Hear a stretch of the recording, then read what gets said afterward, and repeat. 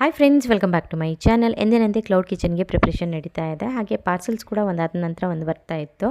So ಅದರಲ್ಲಿ ಏನಿದೆ ಅಂತ ಆಮೇಲೆ ನಿಮಗೆ ತೋರಿಸ್ತೀನಿ. ಇವತ್ತು ಬೆಳಿಗ್ಗೆ ಒಳ್ಳೆ ಸೊಪ್ಪು ಬಂದಿತ್ತು, ಫ್ರೆಶ್. ಹಾಗಾಗಿ ಸೊಪ್ಪಿನ ಸಾರು ಮಾಡ್ತಾಯಿದ್ದೀನಿ. ತುಂಬ ದಿನಗಳ ನಂತರ ವೆಜ್ ಊಟ ಮಾಡ್ತಾಯಿದ್ದೀವಿ. ಸೊ ಮುದ್ದೆ ಮಾಡೋಣ ಅಂದ್ಕೊಂಡಿದ್ದೆ, ಆದರೆ ಆರ್ಡರ್ಸ್ ಕೂಡ ಬರ್ತಾಯಿತ್ತು, ಹಾಗಾಗಿ ಅದನ್ನು ರೆಡಿ ಮಾಡೋಕ್ಕಾಗಲಿಲ್ಲ.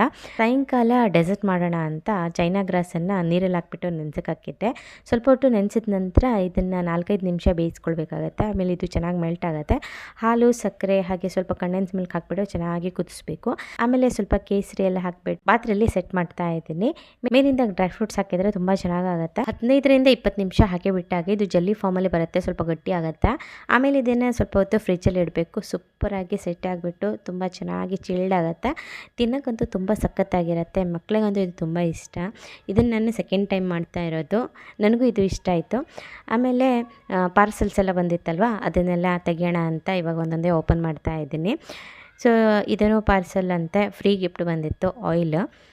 ನೆಕ್ಸ್ಟ್ ಹಸ್ಬೆಂಡ್ ಒಂದು ಬ್ಯಾಗ್ನ ಆರ್ಡರ್ ಮಾಡಿದ್ರು ವ್ಯಾಲೆಂಟೈನ್ಸ್ ಡೇಗೆ ಅಂತ. ಮಲ್ಟಿ ಕಲರಲ್ಲಿದೆ, ತುಂಬ ಇಷ್ಟ ಆಯಿತು, ಚೆನ್ನಾಗಿದೆ. ಹಾಗೆ ಇದರ ಚೈನು ಹಾಗೆ ಇದರ ಕ್ವಾಲಿಟಿ ಎಲ್ಲ ಚೆಕ್ ಮಾಡ್ತಾ ಇದ್ದೀನಿ.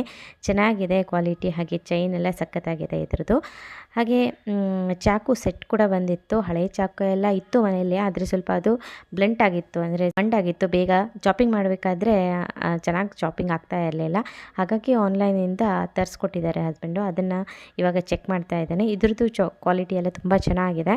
ಬ್ಲ್ಯಾಕ್ ಕಲರ್ ಇದೆ, ಹಾಗೆ ಸ್ಟೇನ್ಲೆಸ್ ಸ್ಟೀಲ್ ಇದು, ಸಖತ್ತಾಗಿದೆ. ಇವತ್ತಿನ ವಿಡಿಯೋದಲ್ಲಿ ಇಷ್ಟೇ ಫ್ರೆಂಡ್ಸ್. ಸಿಗೋಣ ನಾವು ನೆಕ್ಸ್ಟ್ ವಿಡಿಯೋದಲ್ಲಿ. ವಿಡಿಯೋ ಇಷ್ಟ ಆದರೆ ಲೈಕ್, ಶೇರ್, ಸಬ್ಸ್ಕ್ರೈಬ್ ಮಾಡಲು ಮರಿಬೇಡಿ. ಬಾಯ್.